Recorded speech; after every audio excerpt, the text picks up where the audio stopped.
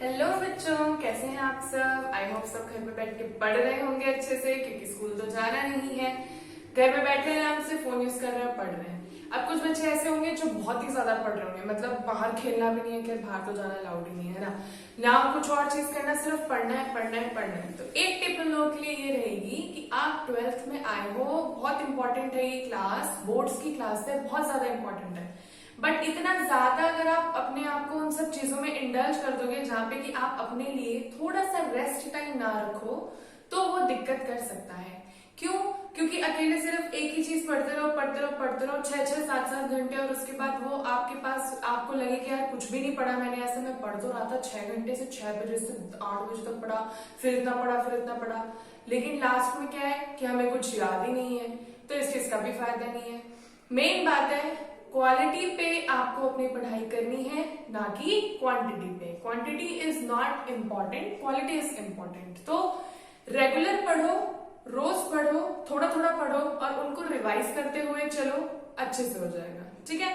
ऐसे ही उन सब पढ़ने के लिए कोई डाउट्स हो आपके पास कोई टॉपिक में, जैसे एनसीईआरटी की बुक तो 12th क्लास में बहुत ज्यादा इंपॉर्टेंट है।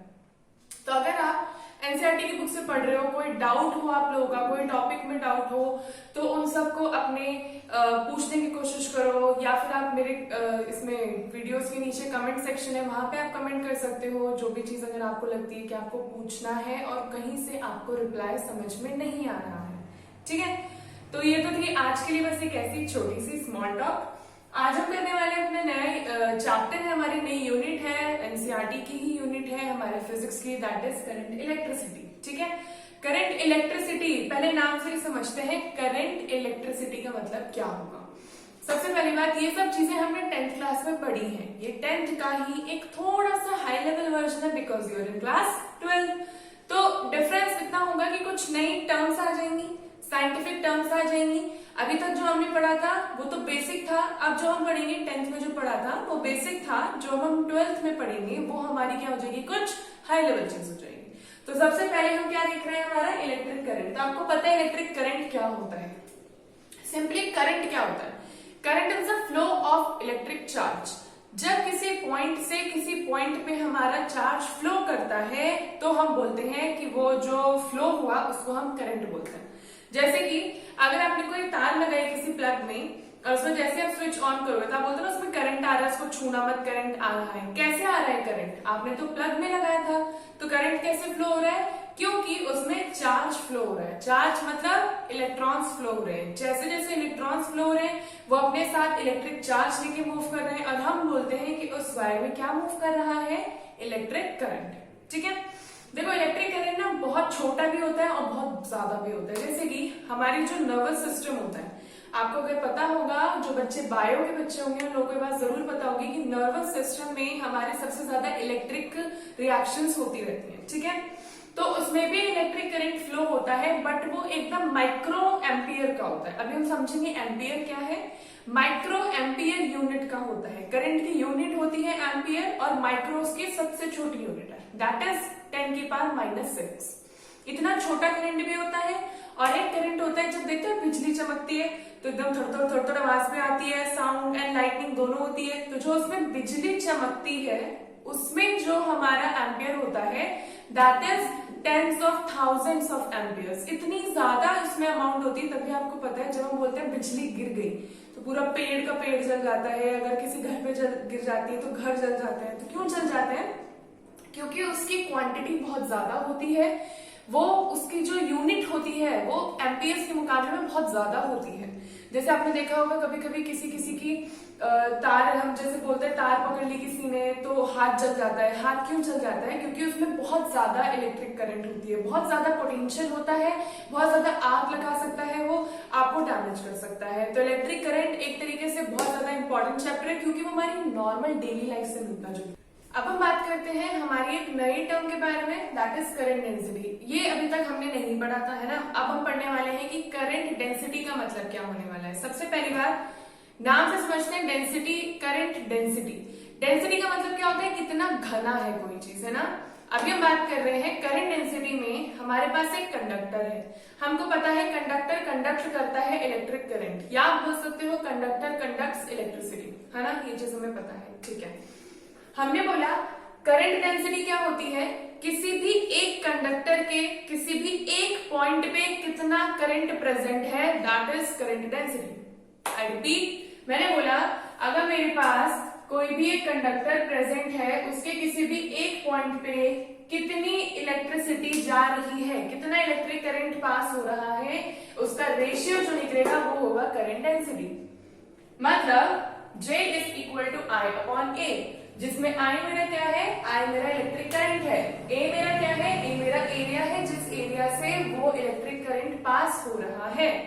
इसको हम डिफाइन कैसे करेंगे, ratio of current eight that point in the conductor. किसी भी एक पॉइंट, मान लो मैंने ये पॉइंट नाम दे दिया ए पॉइंट पे जितना भी करंट है उसका ratio two the area of cross section of conductor at that point, और कितना उस एरिया है, उस पॉइंट ए पे कितना एरिया प्रेजेंट है, उन दोनों का रेशियो मुझको देगा करंट डेंसिटी, दैट इज जे।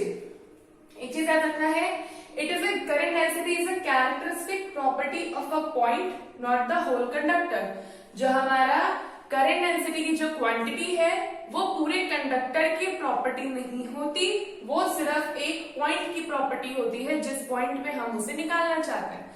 अब आप ये सोचोगे कि अगर ये पॉइंट की प्रॉपर्टी है तो ये एरिया से कैसे रिलेटेड है। और एक चीज मैं बताऊं, करंट डेंसिटी एक वेक्टर क्वांटिटी होती है, तो ये भी सोचेंगे हम कि एरिया कैसे हुआ वेक्टर क्वांटिटी। अगर आपको याद होगा इलेक्ट्रिक फील्ड हमने पढ़ा था, उसमें हमने पढ़ा था गॉस लॉ। गॉस लॉ में हमने क्या पढ़ा था कि गॉस लॉ में हम एरिया को एरिया वेक्टर बोलते थे। क्यों? क्योंकि किसी भी एरिया पे हम एक परपेंडिकुलर ड्रॉ कर देते थे और वो क्या बन जाता था हमारा एरिया वेक्टर। तो यहाँ पे मैंने जो एक फॉर्मूला लिखा है नीचे कि dJ is current density, it is a vector quantity, dJ equal to dI by d A. अब डी का मतलब क्या होगा, स्मॉल इंटरवल की बात कर रहे हैं, एकदम स्मॉलेस्ट एरिया की बात कर रहे हैं। जो हम डी कहाँ यूज करते हैं, डिफरेंशिएशन ऑफ इंटीग्रेशन में डेल्टा यूज करते हैं। डेल्टा को हम कैसे बनाते हैं, इस तरीके से डेल्टा बनाते हैं, लेकिन जो हम इंटीग्रेशन और डिफरेंशिएशन में देखते हैं वो डी ए लिखते हैं। ठीक है, वैसे डेल्टा और डी ए बात सेम है, एकदम स्मॉलेस्ट क्वांटिटी की बात हो रही है यहाँ पे। क्लियर? अब तो यहाँ पे मतलब जब आप एकदम आप देख रहे हो कि आपका एरिया बहुत छोटा है, आपका करंट बहुत ज्यादा छोटा है, तो जो आपका रेशियो आएगा DJ that is current density वो भी छोटा आएगा। किसकी फॉर्म में आएगी, डेल्टा की फॉर्म में आएगा। ठीक है, एक पॉइंट और था यहाँ पे कि डायरेक्शन ऑफ करंट डेंसिटी, क्योंकि करंट डेंसिटी एक वेक्टर क्वांटिटी दिख रही है तो उसके पास अपनी कोई ना कोई डायरेक्शन होगी, और वो डायरेक्शन अगर आप किसी भी एक कंडक्टर पे करंट डेंसिटी की डायरेक्शन देखना चाहते हो तो वो एग्जैक्टली आपको डायरेक्शन बताएगा किसकी, motion of positive charge. Motion of positive charge थोड़ा सा कंफ्यूजिंग लग रहा होगा, समझते क्या बोल रहा है कि अगर आप किसी भी एक पॉइंट पे करंट डेंसिटी की डायरेक्शन को देख रहे हो तो वो डायरेक्शन आपको एग्जैक्टली एक पॉजिटिव चार्ज के मोशन की डायरेक्शन दिखा रहा है कि वो पॉजिटिव चार्ज किस डायरेक्शन में मूव कर सकता है। जिस भी डायरेक्शन में पॉजिटिव चार्ज मूव कर सकता है वही डायरेक्शन है हमारी करंट डेंसिटी की। फिर से समझो ये लाइन क्या लिखी है, direction of current density at a point is the direction of motion of positive charge on that point.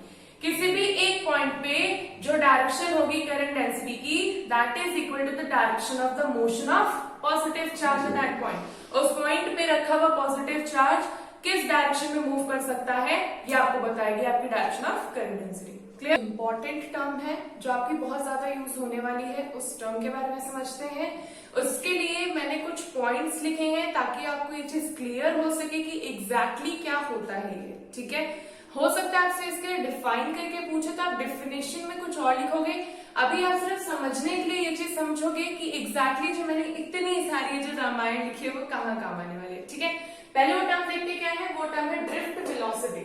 Drift velocity क्या होगा, ड्रिफ्ट का मतलब ड्रिफ्ट एक तरीके का फोर्स होता है। हाँ, मतलब ड्रिफ्ट को अगर मैं कोई और वर्ड ढूंढूं तो उसके लिए सबसे अप्रोप्रिएट मुझे भी फोर्स लग रहा है। ठीक है, तो अभी समझेंगे सबसे पहली बात कि ड्रिफ्ट वेलोसिटी क्या होती है। उससे पहले समझते हैं कि एग्जैक्टली ड्रिफ्ट वेलोसिटी आ कहां से रही है। ठीक है, ओके, हमने क्या लिखा है, पॉइंट्स आप पढ़ोगे अभी, मैं आपको समझा रही हूँ। हमने क्या बोला, हमारे पास एक वेसल है, आपने ये चीज पढ़ी है क्लास 11th में। हमारे पास जब एक वेसल होता है और हम उसको अगर बंद कर दें, उसके अंदर गैस के मॉलिक्यूल्स होते हैं तो वो आपस में टक्कर खाते हैं और वो वॉल ऑफ द कंटेनर से भी टक्कर खाते हैं। जब ऐसे टकराते हैं वो आपस में, तो उनके जो नेट मोशन होता है वो किसी भी डायरेक्शन में नहीं होता। क्यों? सपोज कोई एक्स एक्सिस में दौड़ता हुआ आ रहा था और अचानक से उसकी टक्कर हुई, अब वो वाई में चला गया। तो इस तरीके से किसी भी एक मॉलिक्यूल का अपनी एक स्पेसिफाइड डायरेक्शन नहीं रहती है बिकॉज ऑफ दी कोलिजन्स। हर बार जो कोलिजन होते रहते हैं, यही सेम एग्जैक्ट चीज हम बोल सकते हैं एक इलेक्ट्रॉन में भी होती है। जब आप किसी कंडक्टर की बात कर रहे हो, एक कंडक्टर में बहुत सारे फ्री इलेक्ट्रॉन्स होंगे, वो सारे फ्री इलेक्ट्रॉन्स एक दूसरे के साथ टक्कर खाते रहते हैं और उनका जो कोलिजन की वजह से जो डायरेक्शन ऑफ मोशन बन सकता था वो क्या हो जाता है, खत्म हो जाता है। तो हमने क्या लिखा कि free electron in a matter behave as to the molecules of a gas filled in the vessel. जिस तरीके से मॉलिक्यूल्स ऑफ गैस एक वेसल में बिहेव करते हैं, वैसे ही आपका इलेक्ट्रॉन एक मैटर के अंदर बिहेव करता है। इसलिए हम उस इलेक्ट्रॉन को इलेक्ट्रॉन गैस भी कह सकते हैं। इलेक्ट्रॉन गैस भी, अगर आपको याद होगा, आपने क्लास 11th में पढ़ा था डिस्चार्ज रेट ट्यूब में, ठीक है। नेक्स्ट है बोला free electrons move with very high speeds of 10 की पावर 5 मीटर पर सेकेंड। अब क्योंकि इलेक्ट्रॉन है, मैटर में खाली पड़ा हुआ है, तो इधर उधर मूव करता रहेगा। उनकी स्पीड होगी 10 की पावर 5, मतलब कितना, लगभग 10,000 के आसपास, बल्कि 10,000 भी क्यों होगा, 5 0 ना, मतलब 1 लाख, सोचो। And thus they collide during their motion and as a result their direction of motion changes। क्योंकि हर एक इलेक्ट्रॉन के पास इतनी ज्यादा स्पीड है, तो वो इधर उधर टक्कर खाते रहते हैं, उनके बीच में कोलिजन होता रहता है, ठीक है। जब कोलिजन होता है तो उससे क्या चेंज होती है, उनकी डायरेक्शन ऑफ मोशन चेंज हो जाती है। क्या चेंज हो जाती है, अगर वो एक्स एक्सिस से आ रहे थे तो वो वाई में जाएंगे, फिर वो जेड में जाएंगे, फिर एक्स में जाएंगे, फिर ऐसे ऐसे मूव करते रहते हैं, ठीक है। रैंडम मोशन होता है ना, जैसे बोलते हैं 11th में हमने पढ़ा था रैंडम मोशन, उसकी बात कर रहे हैं, ठीक है। ओके, नेक्स्ट है लिखा the average distance moved by a free electron between two successive collisions. कितना डिस्टेंस मूव किया किसी भी एक इलेक्ट्रॉन ने एक पॉइंट से दूसरे पॉइंट पे, जहां तक उसकी टक्कर नहीं हुई है। मतलब यहाँ पर तो इलेक्ट्रॉन फ्री था, यहाँ से हाथ जैसे आए दूसरे इलेक्ट्रॉन आके टक्कर होगी दोनों के बीच में, है ना। लेकिन इतना डिस्टेंस तो फ्री था, वो उस डिस्टेंस को हम बोलते हैं मीन फ्री पाथ लैम्डा। इसके बारे में भी आपने 11th क्लास में पढ़ा है। और the average time interval between two successive collisions, और यहां से लेके यहां तक, इतने पॉइंट से यहां से लेके इस पॉइंट तक जितना टाइम लगा कोलाइड करने में दो इलेक्ट्रॉन्स को, उसको हम कहते हैं relaxation time, that is tau. दोनों के सिंबल्स इंपॉर्टेंट है, आप जब आगे डेरिवेशन करोगे उसमें आप इसको अप्लाई करोगे। तो ये पॉइंट आपको समझ में आया कि कितना डिस्टेंस ट्रैवल करता है कोई एक इलेक्ट्रॉन दूसरे इलेक्ट्रॉन से कोलाइड करने से पहले, उस डिस्टेंस को हम बोलते हैं मीन फ्री पाथ। और जितना टाइम लगता है उसको कोलिजन करने में, उसको हम बोलते हैं relaxation time, tau. Clear? Next point क्या लिखी, direction of motion of free electrons changes every time. ये हमको पता है क्योंकि डायरेक्शन हर पॉइंट पे चेंज होती है, क्योंकि वो आपस में कोलाइड कर रहे हैं after their collisions. So average thermal velocity of all the electrons is 0। तो जो एवरेज थर्मल वेलोसिटी होगी, मतलब जो total velocity of all the free electrons होना चाहिए, वो कितना होगा, 0। कैसे होगा देखते हैं हम। हमने बोला हमारे पास n नंबर ऑफ इलेक्ट्रॉन्स, मतलब 1 2 3 4 लेके n तक इलेक्ट्रॉन्स हमारे एक मैटर में फिल्ड है। हर एक इलेक्ट्रॉन की अपनी अपनी कुछ थर्मल वेलोसिटी होगी। अगर फर्स्ट इलेक्ट्रॉन है उसकी थर्मल वेलोसिटी कितनी, u1 u2 और un तक होगी थर्मल वेलोसिटी। तो हम बात कर रहे हैं क्योंकि हर एक इलेक्ट्रॉन कोलाइड कर रहा है, इसकी वजह से उनका जो थर्मल वेलोसिटी हो जाएगी दैट विल बी 0। मतलब टोटल नंबर, अब जितना भी टोटल का वेलोसिटी है upon total number of electrons कितना आएगा, 0 आएगा, ठीक है। इससे हमें क्या पता लगा कि ये जितने भी इलेक्ट्रॉन आपस में कोलाइड करके इधर उधर दौड़ रहे हैं, इन सबकी कोई भी एक नेट डायरेक्शन नहीं है। नेट डायरेक्शन का मतलब क्या होता है, सिर्फ एक डायरेक्शन जिसमें वो सारे मूव कर रहे हैं। हमारे पास ऐसी कोई डायरेक्शन नहीं है। क्यों? क्योंकि एक इलेक्ट्रॉन यहाँ आया, एक यहाँ आया, एक यहाँ आया, सबने टक्कर खाई, इधर उधर उड़ते हुए चले गए, एक डिफाइंड डायरेक्शन में नहीं जा रहे हैं, चाहे तो इधर जाए, चाहे इधर जाए, चाहे जहां भी जाए, है ना। फिफ्थ पॉइंट क्या है हमारा, फिफ्थ पॉइंट हम ये कह रहे हैं कि when we connect the ends of the metallic conductor to the battery, यहाँ पे आना था एक्चुअल में कनेक्ट। जब हम मेटेलिक कंडक्टर के एंड्स को कनेक्ट कर देते हैं बैटरी से। अब आप खुद सोचो, अभी तक तो इलेक्ट्रॉन्स मैटर में ऐसे ऐसे घूम रहे थे, मान लो मैटर में कंडक्टर में फ्रीली घूम रहे थे अपना। अब अचानक से आपने उसके दोनों एंड्स पे कुछ बैटरी देना स्टार्ट कर दिया। हम कंडक्टर को किस तरीके से कनेक्ट कर रहे हैं, इस तरीके से हमारा कंडक्टर है। अब हमने इसकी बैटरी से इसको पोटेंशियल डिफरेंस दिया। अब इससे क्या डिफरेंस आएगा आप खुद सोचो। जब बैटरी आ जाएगी तो बैटरी क्या होती है, बैटरी के पास अपने स्टोर्ड इलेक्ट्रिक चार्ज होते हैं। बैटरी क्या करती है, बैटरी के पास एक पॉजिटिव चार्ज होता है, एक नेगेटिव चार्ज क्या होता है, वो क्या करता है, इलेक्ट्रॉन्स को पुश करता है और इलेक्ट्रिक करंट फ्लो कराता है। जैसे कि समझते हैं पहले क्या होगा। As a result, each free electron experience an electric force which accelerates the electrons. जैसे ही आपने कंडक्टर को बैटरी से कनेक्ट कर दिया, अब जो फ्री इलेक्ट्रॉन्स होंगे वो कुछ ना कुछ फोर्स एक्सपीरियंस करेंगे। किसकी वजह से, बैटरी की वजह से, जो कि क्या कोशिश करेगा, जो इलेक्ट्रॉन्स को मोशन देने की कोशिश करेगा, उनकी स्पीड बढ़ाने की कोशिश करेगा। वैसे तो इलेक्ट्रॉन्स के पास अपनी स्पीड है, that is thermal velocity, but क्योंकि वो इलेक्ट्रॉन्स एक दूसरे के साथ टक्कर खा रहे हैं, जिसकी वजह से उनकी जो टोटल नेट थर्मल वेलोसिटी वो कितनी हो रही थी, 0। जैसे हम बैटरी कनेक्ट कर रहे हैं, अब जो हमारी थर्मल वेलोसिटी होगी वो 0 नहीं रहेगी, वो क्या होगी, However, the velocity of electron does not increases continuously. सबसे मेन बात क्या हुई, मैंने बोला थर्मल वेलोसिटी 0 नहीं रहेगी, कुछ ना कुछ वैल्यू बढ़ेगी उसकी, बट वो एकदम से नहीं बढ़ जाएगी, धीरे धीरे बढ़ेगी। क्यों धीरे धीरे बढ़ेगी, because the free electrons collide again and again with the positive ions of the conductor. आपको पता है कंडक्टर के पास पॉजिटिव आयंस भी होते हैं, नेगेटिव आयंस भी होते हैं। क्यों, क्योंकि दोनों चार्ज है ना।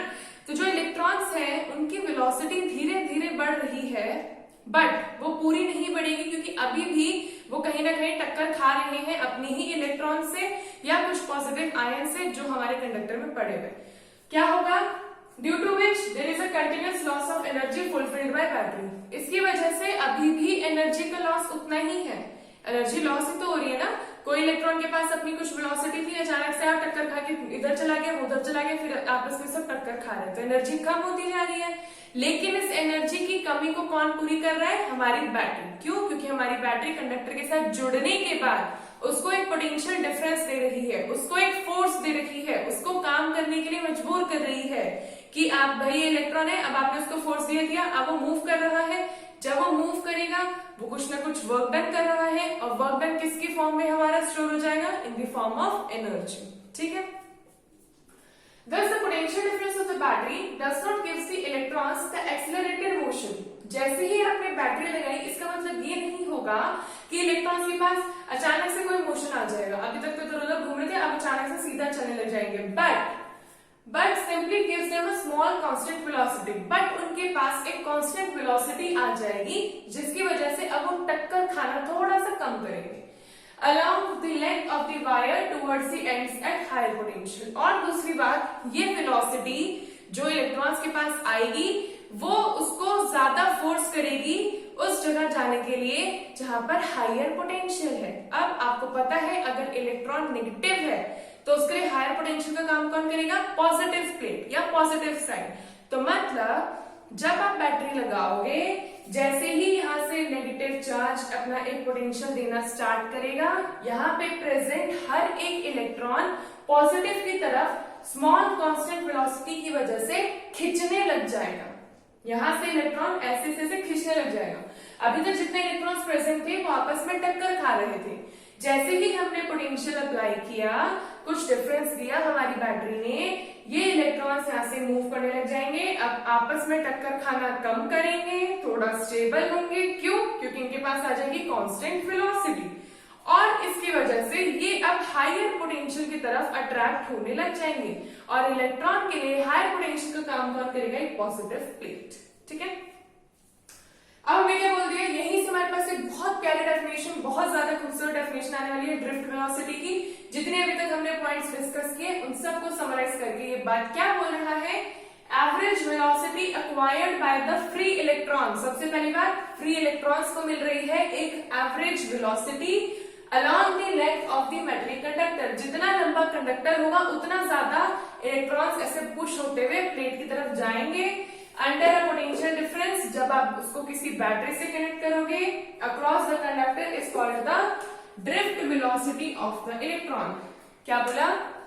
जो एक मिनिमम वेलोसिटी एक इलेक्ट्रॉन के पास आ चुकी है, जब वो फ्री इलेक्ट्रॉन था, इधर उधर घूम रहा था, अब जैसे आपने बैटरी कनेक्ट कर दी है, उसके पास एक मकसद है कि उसको अपने एक पॉइंट से दूसरे पॉइंट पे जाना है, और वो पॉइंट क्या है? हायर पोटेंशियल का है।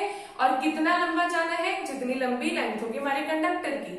वो जो वेलोसिटी है, जो कांस्टेंट वेलोसिटी है, उसको हमने क्या नाम दिया? Drift velocity. बहुत ज्यादा इंपॉर्टेंट है, डेरिवेशंस में बहुत काम आती है, क्वेश्चंस इससे बनते ही बनते हैं हर बार, तो समझ के रखना है। जो भी अभी तक हमने ये पॉइंट्स लिखे थे बहुत ज्यादा इंपॉर्टेंट है, ठीक है। एक चीज मैंने यहाँ पे क्या बनाई है, यहाँ पे समझाने के लिए बनाया यहाँ पे कंडक्टर। अभी आपने अगर बैटरी ना दी होती, मतलब ये मेरा ऑफ होता, ये पूरा सर्किट मेरा ऑफ होता, की मैंने बाहर निकाल दी, तो ऐसे में क्या होते, ये इलेक्ट्रॉन्स इधर इधर इधर इधर इधर हर जगह घूम रहे होते, फ्री होते। जैसे ही हम इसको कुछ पोटेंशियल दे देंगे, मतलब मैंने अपने सर्किट को क्लोज कर दिया, अब इलेक्ट्रॉन फ्लो करेंगे। कैसे फ्लो करेंगे? देखो, आपको पता है नेगेटिव इधर है तो इलेक्ट्रॉन इधर से भागेगा, इधर से इलेक्ट्रॉन भागेंगे, और यहाँ पे भी यहाँ से नेगेटिव चार्ज देगा तो इलेक्ट्रॉन और नेगेटिव दोनों क्या हो जाएगा? रिपल्शन। रिपल्शन की वजह से ये इलेक्ट्रॉन को धक्का इधर की तरफ लगेगा, ये नेगेटिव चार्ज इसको धक्का देगा, सारे नेगेटिव चार्ज इसको धक्का देंगे, चलो भाई उधर जाओ, क्योंकि हम दोनों रेपल करेंगे, हम दोनों सेम चार्ज के हैं।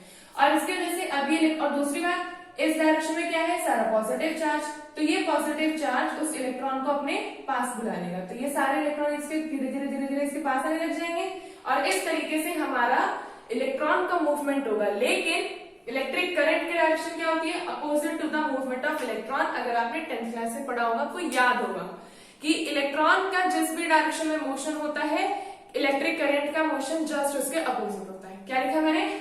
डायरेक्शन ऑफ इलेक्ट्रिक करंट या कन्वेंशनल करंट। इलेक्ट्रिक करंट की एक दूसरी और स्पेसिफाइड टर्म है, दैट इज कन्वेंशनल करंट। वो किसके बराबर होती है? Direction of flow of positive charge. जिस डायरेक्शन में मेरा पॉजिटिव चार्ज मूव करेगा, उसी डायरेक्शन में मेरा इलेक्ट्रिक करंट होगा, and that is always opposite to the direction of the electron or the direction of the flow of the negative charge. आई बात clear? क्या बोला? पॉजिटिव चार्ज जिस डायरेक्शन में फ्लो करेगा, उसी डायरेक्शन में मेरा इलेक्ट्रिक करंट फ्लो करेगा, और उसके जस्ट अपोजिट डायरेक्शन में होगा मेरा नेगेटिव चार्ज। आज हम इतना ही समझेंगे कि ड्रिफ्ट वेलोसिटी क्या होती है। नेक्स्ट आने वाले लेक्चर्स में हम कुछ इंपॉर्टेंट डेरिवेशन देखेंगे इस चैप्टर से रिलेटेड, ठीक है। तब तक आप इसके नोट्स बनाएं। एक बार एनसीईआरटी की बुक को जरूर निकाल के पढ़ना, एक बार एनसीईआरटी की बुक से नोट्स जरूर बनाना, इंपॉर्टेंट पॉइंट्स को हाईलाइट करना, कोशिश कर सको तो आप उसके इन टेक्स्ट क्वेश्चंस को देखने की जरूर कोशिश करना। कोई भी दिक्कत होगी एक बार आप मुझसे कमेंट सेक्शन में जरूर पूछना, मैं आपके सारे रिप्लाईज देने की कोशिश करूंगी, ठीक है। और अगर आपको आज की मेरी वीडियो पसंद आई हो तो मेरे इस वीडियो को लाइक जरूर कीजिएगा, मेरे चैनल को सब्सक्राइब करना, अपने दोस्तों के साथ जरूर शेयर करना, और बस अच्छे से पढ़ना। और थैंक यू फॉर वॉचिंग।